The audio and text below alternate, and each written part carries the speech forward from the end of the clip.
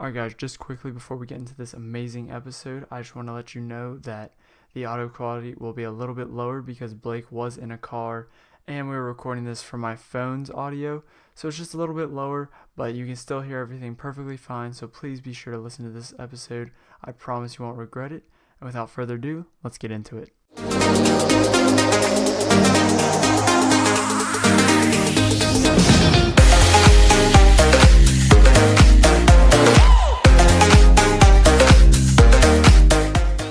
Welcome back to the Young Entrepreneurs Podcast. This is your host, Akash. And Tony. Back on the podcast, where a high schooler can learn to turn their passion into a business. Today we have a very special guest on to speak with us. His name is Blake Wynn, and he is a 19-year-old entrepreneur originally from Las Vegas, but is now living in New York, attending Fordham University. Blake is the founder of Just Win, which is his YouTube channel, where he has amassed over 400,000 subscribers, and is also the founder of Win Sports, a sports marketing agency. There will be 3 takeaways for this episode. Number 1 being, what it's like starting a YouTube career. Number 2, what it's like to own a sports agency. And number 3, insight into the balance between personal life and business life. Blake, it's an honor to have you on. Let's start the show. We firstly want to congratulate you on being ranked number 3 on the most influential entrepreneurs as compared to Amazon's Jeff Bezos list, which is a huge accomplishment. So if you could explain, how did entrepreneurship become such a big part of your life early on? Man, it's funny, it was literally it's just been a part of me since I was 5. I think the first thing I ever did was sell Pokemon cards. When I was in lower school, kindergarten until 4th grade, I was super into Pokemon. That's all I ever did. And then that kind of transitioned into football and basketball cards, doing car washes over the summer, to then sneakers, to then the YouTube, to then Win Sports. What was it like when you started to rise up in subscriber numbers from when you had, from your first video until now where you have 400,000 subscribers?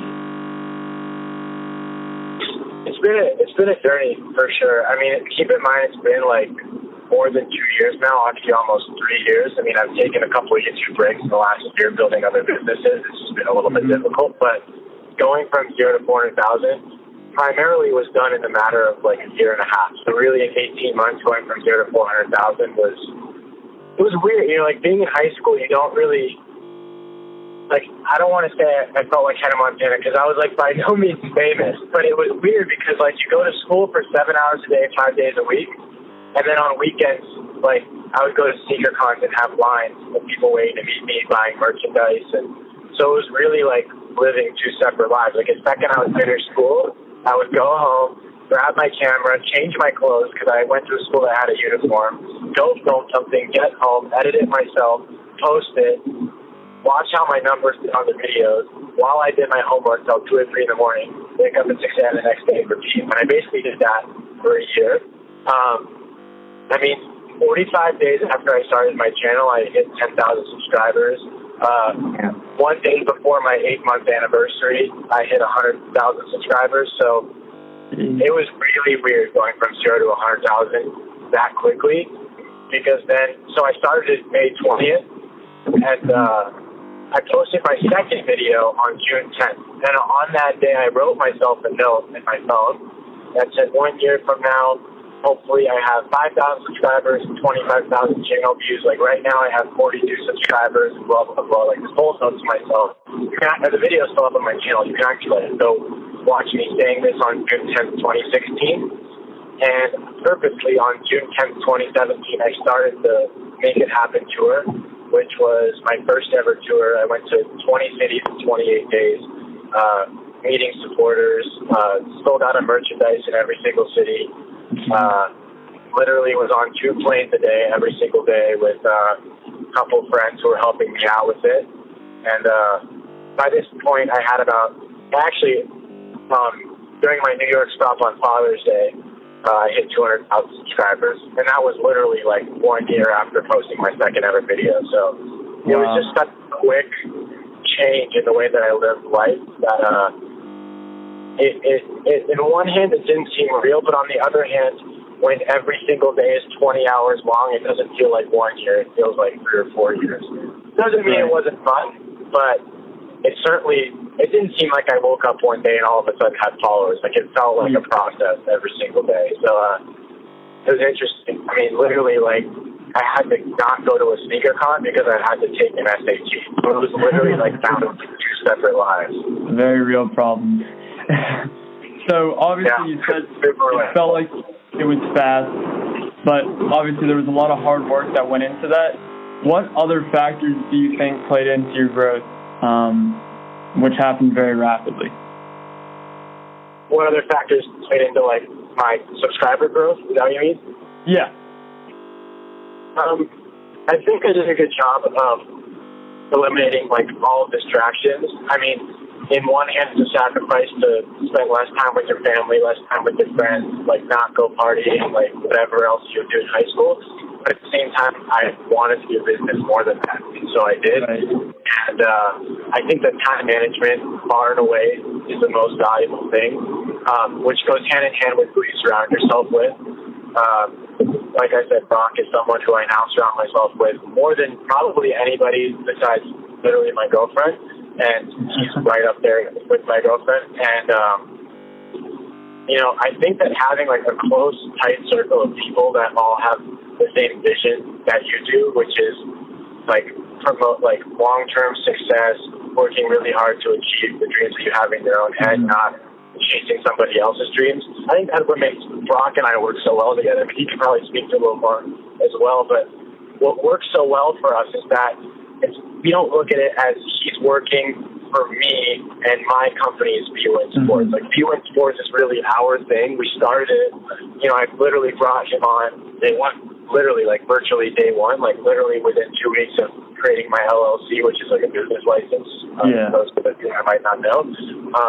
Within 2 weeks of getting that approved, I brought Brock on, and he quickly went from someone. So originally, I did bring him on as someone who would just work for me in, like, a regular role, and so far and away exceeded my expectations that he's now not only become a right-hand guy in Blake Wynn Sports, but like I said, in everything else, and we've become much closer. We've worked through a lot of real difficult things. We've lost athletes as well that we'd signed and, lost. And then we've also signed a lot and learned a lot about ourselves, about the business, and it's really our thing. So we have a collective dream together, which is to build this and build all the Just Win-related businesses to a certain level that will prove to be successful for hopefully the rest of our lives. And, I think that is the biggest thing. I think that's what's cool about you two doing the podcast together. Right. Actually, is that, if you're, because, I built my YouTube by myself, right? Like, Brock wasn't around, I didn't have a manager, I didn't have an editor, like, I literally did it by myself, and was it successful? Numbers-wise, yes, but I was so burnt out because I was doing all of it by myself that I lost a little bit of the enjoyment that I had at the very beginning because it was so repetitive. One thing about being an entrepreneur is it's fun to be able to kind of create what you do on a daily basis. And I felt like I almost worked for myself. So that's why I realized I needed to bring people on who, agreed with the vision. And Brock's more than that. Brock actually shapes the vision in a lot of ways. I would say so too, is that what kind of separates us from most people is that, everyone has aspirations, right? Everyone has these big dreams and, these fantasy dreams, but no one's, out of every, 1,000, 10,000 people, only like one of them is really going to be willing to kind of put in the work in. And so that's the kind of thing that I really wanted to show Blake earlier on, and obviously it's shown him that's the case. And so I think that's just the one thing that separates us is that, we're willing to stay up all night, sending out DMs. Most people aren't. Yeah, and that's the thing too. So I don't know if we talked about it, but, like, I thought it was super dope that you guys reached out to me through DM because at the end of the day, people are checking them. It's a really good way to communicate. It's honestly better than email.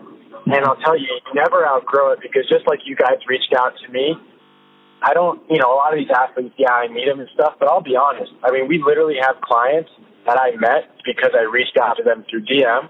Right. I was like, yo, this is what I do.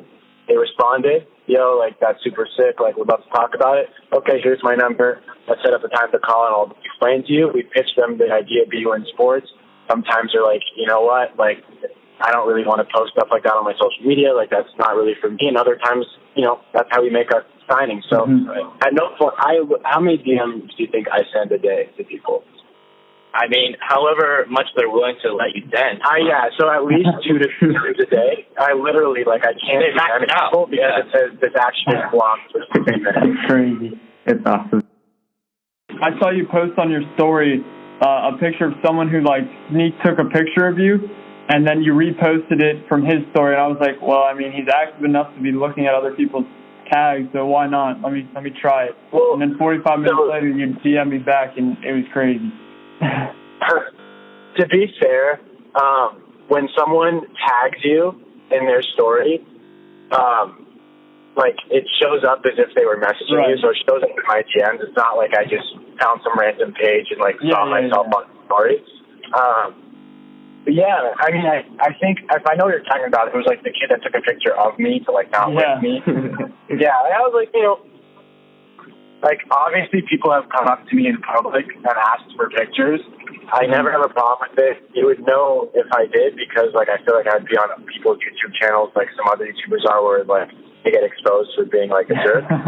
So, like, that's obviously never happened to me. I've never in my life said no to a picture. And I'll be honest, this is kind of a funny story to tell on the podcast. Like, some of the times I've been asked for a picture, like, at a movie, during the movie, with my girlfriend, like, can I get a picture? I was actually flying first class when this happened. I was really asleep. Someone woke me up during the middle of the flight to take a picture. I've taken a picture with a fan when I went to Israel on a family vacation. Like, I mean, you'd be so shocked. Like, in London, in Barcelona, like, whenever I'm traveling, like, there's always still somebody, like, usually in the airport, and if not, like, in populated areas or malls. I was in a really small city in Scotland, and I walked out of a Panda Express, and a guy who barely spoke English, like, asked for a picture in the middle of nowhere in the United Kingdom. So, you know, I never have a problem with it. So certainly in the middle of Soho, which is, like, where all the hypebeast stores in New York are, I would not have had a problem with taking a picture. But, you know, that's the thing is, like, I like feeling like, yeah, like, it's cool that people think I'm an influencer, but I don't like it when people treat me like a celebrity. Like, that's, like, where it gets weird for me because I don't look at myself that way. Like, I'm 19 and I look at myself as an entrepreneur. So people take pictures of me.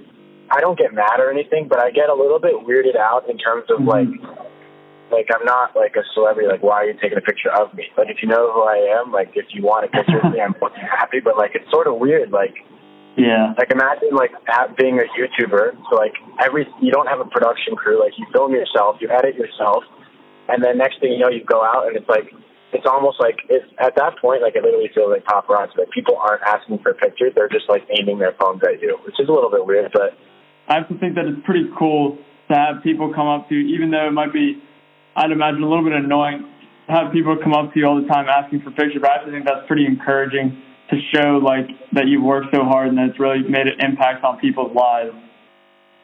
Well, the other thing, too, is you have to understand, like, I'm super aware that most of my ability to not only have a decently successful YouTube channel, but also to try to do any of the other business ventures that I'm doing through my YouTube, it's because of what you said. Like, the first question you guys asked me was, like, right, like, what's it like having 400,000 subscribers? It's like you go to that follower number or that view number. And at the end of the day, that's not just a number. Those are real people. And they're the people that want pictures with you. And they're the people that take pictures of you. And so you have to respect it because at the end of the day, that's your entire brand. The flip side could be that no one wants a picture and no one takes pictures of you. And that the reality behind that would be that you probably also have no followers. So you're not making the money to support yourself and you're not, you know, having access to new business opportunities and things. So I would never want it any other way. That's why it doesn't bother me, you know, whatever situation may be when someone asks for a picture. It never has, to be honest with you. Right. Yeah. That's so dope. So, like, you pretty much, like, like you say, kind of lived two lives. You were in high school students, and on the weekends, people kind of saw you as a celebrity almost, right? And I bet that transition might have been hard for you. And you said you get weirded out when people start taking pictures of you, treating you like a celebrity. How did you deal with that? Because that could probably sometimes like take a psychological toll? Man, it's hard to answer a question like that because it's, as you're going through it, it's like I said, it's not like one day you have 0 and the next day, like you have a mile-long line at SneakerCon. It's like one day you go to SneakerCon and you sell 40 T-shirts and take 100 pictures. Then the next SneakerCon event 2 months later, you do like double that, and then double that, and then double that. So because it's a progression, you get used to it somewhat. Like I would say that I got used to being asked for pictures. Like at first people would be like, "Just Win," and I wouldn't even turn around because my real name's Blake. People would call me Just. People would call me Just. Like I wouldn't even know to turn around because I'm like, I don't know what they're talking about. Like, it wouldn't even register. Like versus now, like probably 1 out of 5 people that come to me, they're like, "Yo, Justin," and I'm just like, "Yeah, what's up?" Like I know that that's my name. It's a few people's minds, like I get it. So it's all an adjustment, but at the same time, like I will say this for I'm never the kind of person that's like, oh, pity me, like I take pictures of people. Like I think the influencers that do that, like they're honestly just full of themselves, and they're the ones that like taking pictures more than anybody. Right. But I'll be honest, that's definitely true. The influencers that complain about pictures are the ones that want to take them the most. But for me, it was like it's such a sign of respect for someone to be like, "Yo, like, can I take a photo with you?" Like, I don't care if they post on their Instagram, send it to their friend on Snapchat who also watches me, or if they even like make fun of me. It's like at the end of the day, they still took some time out of their day to know who I was. Like whether they hate me or like me, they still probably seen something of my content, or else they wouldn't know to even stop me in the first place. And the other thing that I didn't have to deal with that you guys may have to deal with is that I went to a very small school in Las Vegas. My graduating class was like 54 kids, 55 kids. And I went to that same school pre-K through 12 as the other 55 kids did, Brock included. And so like it wasn't really weird for my friends to all of a sudden, like none of my friends treated me like I was a celebrity or anything like that. I don't want to say they were used to it, but like I said, I had 2 separate lives. Like I had my life in school where I'd go and I'd talk about fantasy football and go play FIFA during my lunch breaks and like be like a regular high school kid. And then from 3:30 to 2:30 in the morning, I would, be doing my stuff. And, some of my friends watched it and thought it was cool. And, I would be able to like give my friends sneakers and stuff, like, which was cool, like that I would get sent from companies. And, a couple of my friends come with me to SneakerCon and stuff, and they thought it was cool, but I never got treated differently by my friends, which was really nice. I think that most kids would be in that situation. And that's because they were there through the progression with you, right? Yeah, I mean, like I said, I didn't tell them about it. So when I started my YouTube channel, I didn't tell any of my friends. I was in Ryan. He found out when I had like just about 8,000 subscribers. Like I really didn't even tell my girlfriend at the time. Nobody knew until I literally had 8,000. Ryan found it and I sent it to all of our friends. But by that point, I had enough subscribers that people weren't like, "Oh, this is so stupid." They're like, "How the hell do you have 8,000 subscribers? Like, what the heck? Like, I didn't even know you had YouTube."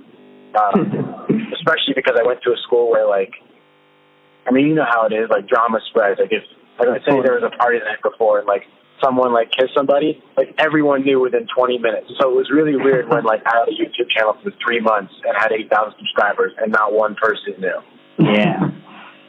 It was hard to keep. It was really like keeping it a secret. Like I didn't tell anybody, but I'm glad it went that way because had I been bullied by people that I knew since I was 3 and they were like, "Oh, this is so stupid. Why are you doing this?" I probably would have been like, "Yeah, you're right. Screw it." And I never would have done it. And then I don't know where I'd be at in life right now. I think sneakers and YouTube definitely changed my life. I don't know how much longer I have on YouTube because of how hard it is to balance it with business. So that's why I'm trying to transition my YouTube right now. It's more of like a business motivational like style channel because that's something that I can keep doing, but I can't just keep making sneaker content. Like I'll be honest with you guys, like I have probably not bought a shoe for myself in 2019. Everything I've gotten, quote unquote, like in my channel was free. Either exchange promo or like the brand deals or whatever I have. Maybe I bought shoes to resell, but not for myself. Like I don't talk about sneakers when I'm not on camera. Like I don't really think about them. Like, I don't really, you can look at who I'm following on Instagram. Like, I follow, like, maybe 2 or 3 blogs, but that's it. And then, like, a couple of the other YouTubers, not even all of them, to be quite honest. Like, I really only follow the ones that I'm friends with, honestly. Yeah. So you went from talking about fantasy football and football players to now actually signing those players with your sports agency. So yeah, what surprised you the most while learning about the sports agency industry? I don't know. I think that's a better question for Brock. I think. So just so you guys know, Brock spends a little bit more time on viewing sports than I do because that's like his main wheelhouse. I don't know. What do you think? What surprised you the most? I think what surprised me the most about the athletes and just about the sports industry in general is that a lot of these athletes are just undervalued, right? I think a lot of these brands, they want to work with these athletes, but the agents that these athletes have, they're not interested in that kind of partnership. Instead they have these huge brand deals with Nike that are they're getting millions of dollars of commission. So they don't see a point in getting them these brand deals with brands that they actually might like and that they actually want to promote. And so that's really what kind of started viewing sports is, Blake noticing that these athletes have so much to offer to brands that if there was a company or something put into place that could be the middleman between the athlete and brands that could, get them these deals that they're actually interested in, because there's so much demand for it. It's just all about communicating that to the brand, and from there it's just history. So that's, I would say, the most surprising thing is just how undervalued these athletes are. Right. And so definitely, I think I actually just thought of one. So what's interesting is, and I kind of knew this before I started because I was friends with a lot of the guys that we signed initially, but after meeting a lot more guys, I think what's surprising is like the way that players are as people. Like everyone looks at them as these celebrities. Like, I'll be honest with you, like, it's actually funny. I literally went to Hawaii for spring break my senior year. I went to Hawaii with Pittsburgh Steelers tight end Xavier Grimble. Just one of our athletes, great friend of mine. Shout out to X. He'll probably listen to this. He came with me, my mom, and my mom's significant other, and we spent 5-6 days in Hawaii throwing the football on the beach. And literally, I can't even tell you. I couldn't make this up. I actually have it on video. My mom filmed it. It's the funniest thing to me. We're throwing the football on the beach. Keep in mind, Xavier is 6'5", right? 200-something pounds. Like, looks like he could easily be like LeBron James' little brother. Like, you can definitely tell he's a pro athlete. Like, he's got like a 12-pack. He's probably got abs on his back. Like, a ridiculously ripped dude. Gym rat. Works out 3 times a day. We're throwing the football on the beach. He's making insane catches, whatever. There were literally kids that would come up to us while we were playing catch and ask me for a picture and then look at him and, like, kind of walk away. Like, they didn't know who he was, but they were coming up to me for a picture when we were throwing the football on the beach. And obviously some people would take a picture with him. They'd be like, are you a pro athlete or whatever? Right. And some people knew who he was because he was really, really relevant in college as well. He was starting tight end at USC when USC won all those Rose Bowls and stuff. And so, he's famous in his own right. But it's interesting to me, like, a lot of these athletes are actually not that famous when their helmet isn't on. It's easy to recognize somebody if they're wearing their jersey and their helmet, but obviously, like, no NFL player walks around in their own jersey. Like, they wear, Gucci clothes and, Dolce & Gabbana, whatever other brands that, like, I like. So what's interesting to me, what was surprising is, like, one, how similar I am to these athletes and how similar they are to all sneakerheads and fashion enthusiasts. And, a lot of my athletes, like, they literally, how many times people text me, like, yo, could you get me sponsored by Fortnite? And I'm like, what? Because they're just like, yeah, I'd play, like, an hour a day. Like, if I could get paid for this, like, that'd be sick. Like, it's crazy how regular of lives they live. I mean, yeah, they're wealthy and whatnot, but they live very regular lives, which is interesting.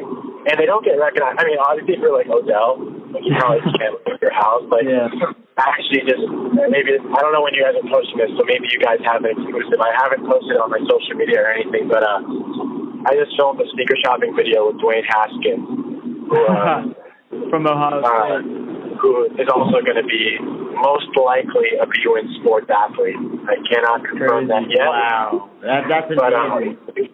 will most likely be a Blake Wynn sports athlete. It's just a matter of where he gets drafted to. So we already have. Thank you. We already have 3 other guys in this year's draft class who we've signed, and because we've signed them, we can't say their names publicly until they're drafted. But I can tell you they're all wide receivers, and they should all go in the top 2 to 3 rounds. One of them will probably go in the first round, maybe even 2, which would be sick. But yeah, so anyway, so I'm filming this video with Dwayne Haskins, and we had to film it at like 11:30 at night, like after the store was closed and everything, because it's like, you know, I don't know if you, so today I posted sneaker shopping with Giants running back Wayne Gallman, who's a good friend of mine, not a BYU sports athlete, but a good friend of mine. And we filmed it during the store hours, and you know, you can, if you look behind him, you can literally see that we had bodyguards, employees, like being like, "Yo, don't walk behind them, don't walk behind them." And that was just for Wayne Gallman, who's Saquon Barkley's backup running back on the Giants. So you can imagine Dwayne Haskins 8 days before the draft would have been absolutely unreal. So we had to do that. So, I mean, guys like that I recognize, but it's definitely interesting to kind of see, you know, behind the scenes life of a football player. Right. So I think that's interesting. And I'm a huge Pittsburgh Steelers fan, so I know, like, I've seen Xavier Grimble gone to games, seen him in like going to the locker room and stuff. But that's crazy that like he's one of your good friends. That's someone like I obviously look up to as one of my favorite players. I'll make sure he listens to this. I'm actually going to see X this upcoming Saturday, not in 2 days, but in 9 days. I'm helping him put on a camp for kids in Vegas with Corey Toomer, who's in the league. Leon McFadden might show up, who's a corner. He just retired, I believe. Marquise Lee from the Jaguars may show up. We'll see. A lot of guys live in Vegas in the offseason because there's no state income tax. So, like, they can basically save 10% on their NFL contract. All people know that. But Marquise Lee, Tyrod Taylor, Ahmad Bradshaw back in the day, Steven Jackson, like a lot of NFL guys live in Vegas in the offseason to save like 10% of their money. People don't know that. So, continuing on the topic, so how do you go about signing these athletes you've been talking about? And once they're signed, what do you provide for them in particular? Yeah, so for the athletes, when we sign them, it's really all about providing more value to them than really receiving anything back. So for us, it's, you know, it's like we're essentially just the middleman between them, the professional athletes, and brands. You know, we make the process simply just hassle-free for them, so that they essentially can make, that they can succeed off the field as well as on the field. So, in terms of what we provide them with monetary compensation and just, you know, great relationships with brands that they can, you know, expand upon if they happen to build a business in the future. You know, we basically provide them with a network of connections. And in return, you know, for us, you know, we get a percentage of the deal, but it's a very low percentage in the macro side of it. And, you know, it's really just a pleasure for us to kind of work with the athletes in general. Right. And on top of that, there's more to it than I mean, there's not, so he nailed it all, but just to give you guys a little bit of context with numbers, I mean, we literally have, we started the company on September 28th, 2018.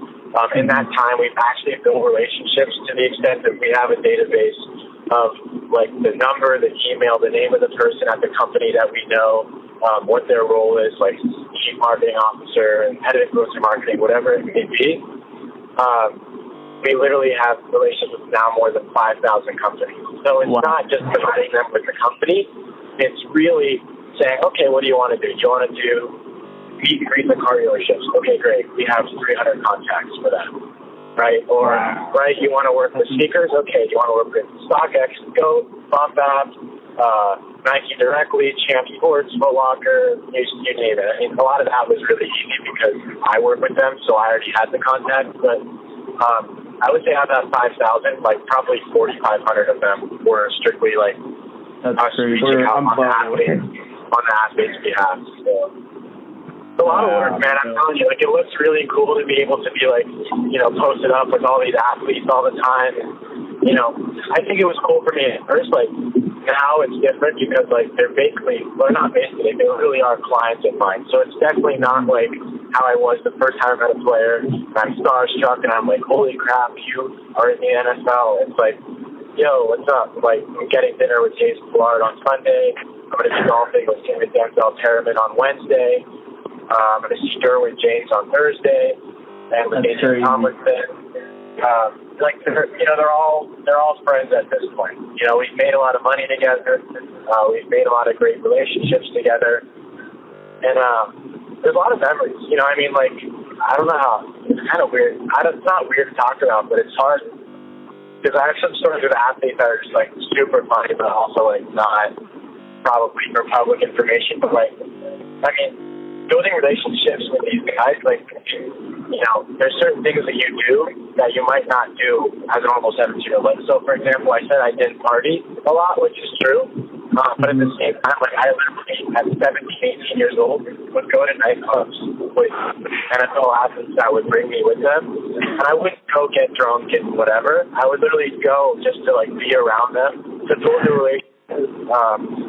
You know, I went to D'Angelo Williams' birthday party. He had me and one of my friends go out to Memphis, and we were at a nightclub shooting for him. And then, you know, 8 months later, now he's a B-Win sports athlete. And, you know, whatever relationships I've learned is the biggest thing. So I'm always game for that kind of thing. So definitely been a big learning experience, right, to say the least, for sure, for both Brock and myself.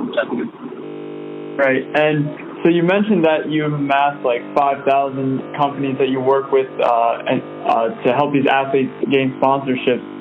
So I'd imagine a lot of that, what is that process like? Like, how do you go up to a brand and how do you present yourself? And like, just how's that whole process of acquiring brands for sponsorship work?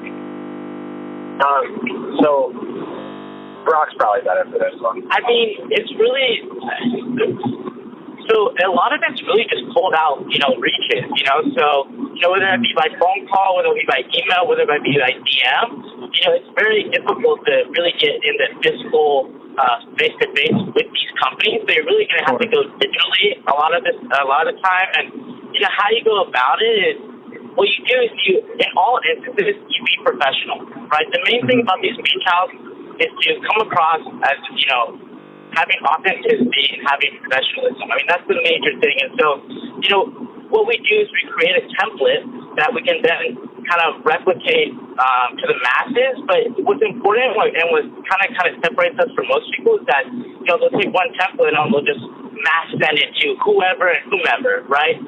But with us, you know, really try to take the time with each brand that we reach out to customize it, you know, to customize that template. So, you know, it comes across as at least somewhat genuine, because that's our main goal, is to create a real relationship with the brand in the end. So, you know, I would say professionalism and creating basically a template that you can alter and customize to your specific situation and to the specific brand. And then from there, it's just discipline. It's just consistency. You know, I have quotas of how many brands I need to reach out per day. And it's just a personal quota that I give myself. But the main thing is the consistency. And the reason why that is because it's basic statistics. If you reach out to more brands, you're more likely to get a response. And so that's kind of how we go about it. Yeah. Right. So sorry, go for it. No, I was going to say, I'd imagine like it's just a lot of nonstop hard work, and I mean, I guess it's more of like determination, not giving up and stuff like that, right? 100%. And on top of that, I think a really big thing that I've learned both in my family businesses, in my own business, is that the details are everything. I mean, the details, at the end of the day, details are what make you different from everybody. At the end of the day, there's a million podcasts, but what do you do that's different? Well, you guys are young. Okay, so now there's a pool of people that are young owners of a podcast. All right, well, you know, they want to get big entrepreneurs on it. Okay, so now you're in another niche. It's essentially becoming a big fish in a small pond. That's the goal. Right. And then becoming a big fish once you go back into the big pond. And so I think one thing that we do really, really well in our reach outs is that not only are our reach outs professional and everything like Brock said, but on top of that, we actually have a service that provides genuine value. And I think that can't be overstated enough in terms of, as much as our reach outs are professional and everything else, you guys with your podcast could reach out very professionally to 1 million people, and you might not get responses until you have certain numbers or whatever it may be, or you have guests warrant you getting more successful people and what have you. But I think what's really interesting about what we're doing is we're not just reaching out and being like, hey, we have a practice squad player in the NFL that wants $1 million to post a picture of your, razor on his Instagram. We have a really good process of getting our players to get really fair rates to companies that they genuinely want to work with. So the promotions are always organic.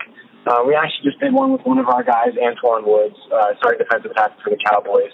He did a coffee promotion. You might be thinking, why would a Dallas Cowboys 400-pound guy post about coffee? Well, what was interesting about it, he's very, he went to USC, very smart guy, very, a very strong alum for the Trojans. And there was a Trojan guy named Matt, what was his name? Matt Matros. He reached out to us, actually. He has a product called Limitless Coffee, and he said, hey, I know you guys represent Antoine and Hayes Pollard as well from the Chargers that are both USC guys. I went to USC myself. I created this product and business. This is what I'm doing, blah, blah, blah. Would you be open to letting them know about it? And I would be also willing to pay for promo and what have you. So I said, maybe I'll take the USC angle and run with it. So I reached out to Hayes and Antoine, and they were both like, hell yeah, let's do it. Fight on, super about the Trojans. And so we made it happen. And so really, there's always something in our promos, whatever they are.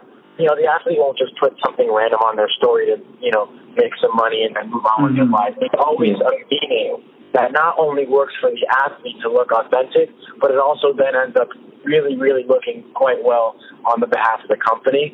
And in turn, that leaves you with a product that makes people in sports look very good because we make the athlete happy and we make the company happy by serving as the middleman in those situations. Yeah. So, transitioning to some tips for young entrepreneurs. As podcasters, we're always looking for ways to grow the size of our audience. Given that you have a large YouTube following, do you have any advice on how to grow the number of listeners for our podcast? Yeah, man. First off, content. You can never post too much. I don't know how often you guys post right now, but you can always post more. Literally, if you told me I repost the podcast every single day, I'd be like, that is a lot of podcasts. So you could also post 2 podcasts a day, right? There's never a limit to how much you can post. And now I understand how much work that is and everything else, but content's an easy way to grow. Another thing is sort of the kinds of guests that you have. I'll be honest with you, I will give you guys an exclusive. I'm starting a podcast early next month, and I've already lined up some guests for it. And those guests include some big athletes. I have Gary Vaynerchuk on there, Jordan Belfort, Wall Street, a lot of really, big people. And so at that point, what it becomes is not even such a matter of whether or not my podcast will do well. At that point, the guests are a certain caliber that, people want to listen to it. And then hopefully I do a good job as host of making it a podcast people enjoy. One thing I may be doing in LA, I'm not sure yet. So if I don't do it, don't call me a liar because I know that there's a chance it doesn't happen. But I may be stopping by Calabasas to meet with Jake at the Team 10 house this week. Not to join Team 10 or anything, but I've met him a couple of times before. And Chad Tepper, who's part of Team 10, is a good friend of mine. So I may stop by there and do some stuff. So it's really just about who you network with and who you can surround yourself with. So hopefully my advice to you guys would be use this episode to get more people. I was on your podcast. Reach out to Kais. Reach out to Giancarlo. I bet you Giancarlo would do it. I can even text Giancarlo for you guys and be like, yo, do this podcast for these. That would actually be so helpful because I've emailed Giancarlo a lot because I was in one of his blogs from a DC SneakerCon and I've been hitting him up so much. That would be huge for us. You know what I would do too? And God, if he's listening to this, he's like, yeah, I saw that. I didn't want to do the podcast, and he's gonna get mad at me, but I doubt that's the case. Reach out to his dad. His dad's his manager. Reach out to him and be like, we just did this podcast. Blake was on it. We've had some other guests as well. Just a couple of young kids. Like, it would mean a lot to us as fans of him if he was interested in doing a podcast. We can grow his audience. Because Giancarlo doesn't have a podcast, so that's the same reason I want to do this one, too. It's like, I'm about to get into the podcast phase. I want practice doing a podcast. And what better way than to do it on an actual podcast that's going to be available on iTunes. I've done some other podcasts in the past before. I love doing them. A whole bunch of fun. Giancarlo's typically, especially with podcasting, because he doesn't have that platform himself, I think there's a chance to be down for it. I can't promise. I'm not his manager or whatever, but I'd put it everywhere for you guys. Reach out to his dad and see what happens. And if it's not him, then try Kais, try Blake Wynn. And if they don't work, then go even a bit smaller. Try Connor TV, try The Real Ray Ray, try Name Brand, try whoever. I think The Real Ray Ray would do it. I don't know if you know who that is, like Tom. Yeah, Tom would probably do it. He's usually super down to help young entrepreneurs like yourselves. A lot of guys are just really willing to help, man. I mean, we've all been there, right? Like, you even asked how to go from 0 to 400,000. The first part of your question nailed it right on the head. I used to be at 0. That's the point. So I know what it feels like. I know how badly I wanted it. And, hopefully you guys are the same way. And if not, that's all right, too. And, you'll find something else. But I think that if this is what you really want to do for a little while and stick with it in high school and get some exciting guests on it, then just don't stop reaching out. You should reach out to 100 people a day that you want to have on your show. And if 8% of them respond, that's 8 people. And then if 10% of them say yes, that's a little less than 1, but right, you'll get 1 out of every 110 reach outs. You have a guest, but that one person's all of a sudden like a really good guest. So that's my advice to you. And I wish you guys luck, man. Had a lot of fun. Definitely maybe in like several months, if you guys want, I'd be down to come back on the show and do like another episode if you guys are still doing it. And still that'd be awesome. Haven't outgrown my name by then. Like, I feel like by then you'll already have Gary and whatever on your own podcast. So I won't anymore. Yeah, but if you do, let me know. Yeah, sure. Yeah, of course. Do you mind if we ask you one more question before you go? Go for it. So we always end our podcast with this question, and the question is, what would you say is the single most important skill for your young entrepreneur to have or learn? Hard work. Well, no, that's a lie. You can't learn hard work. You either work hard or you don't. That's what's so difficult about it. That's a hard question.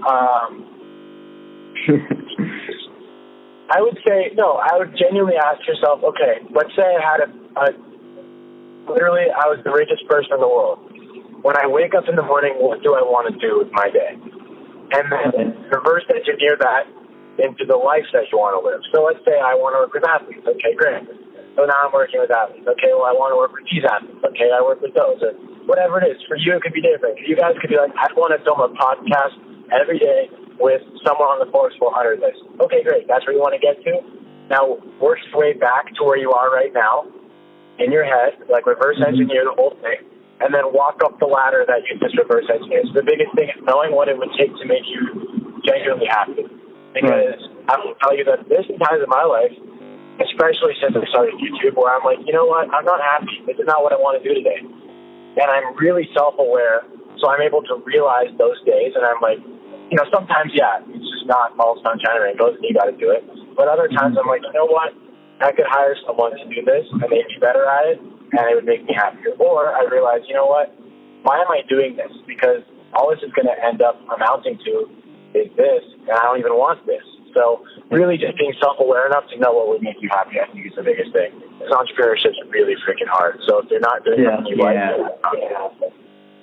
And that's a great answer. That's one of the more in-depth answers that people usually we get some pretty generic responses, but that was really good. But especially how it pertains for young entrepreneurs, just not any entrepreneur. Really, that was a really awesome answer. Especially for us, it is the hardest job in the world, man. I mean, you've decided that in a world with 8 billion people, or more now, probably 9, I don't even know. So I don't want to get roasted for that, but in a world of 8 billion people or so, you've decided that you're going to do what everyone tells you not to, and you're going to work for yourselves. That's a really hard thing to do for any entrepreneur. So if that's what you're choosing to do, it's going to be really easy to give up. because you're going to have no money and you're going to want a job that gives you money, working for someone else whose dreams turned into reality. And my advice would be don't trade hours for dollars. Use hours to develop your ideas. And if it doesn't work out, then try again. But make sure something you love or else it has no chance from day one. Of course, yeah, definitely. But we really appreciate you taking time out of your busy schedule to do this, and we're willing to re-answer some of the questions we asked you. This is beyond our expectations or what we thought was gonna happen. This is insane, really insane. We're freaking out about some of the stuff you're saying about playing with these football players. And oh my God, that was crazy. Thank you so much. Yeah, absolutely, guys. Don't stop. If this is really what you want, don't stop. Yeah, thanks. And we'd love to have you on the show again in the future. I'd love to do it. I'll be listening. From now on, I'll be listening. Young Entrepreneurs Podcast, I'll be listening. Thanks for having me, guys. Thanks so much, Blake. And Brock, thank you. Yeah, thank you too, man. Yeah, thank you, guys. Thank you. That was Blake Wynn, on to speak to us about his sports marketing agency, Wynn Sports, and his personal brand, Just a Win. Make sure to check us out on Twitter, Facebook, and Instagram.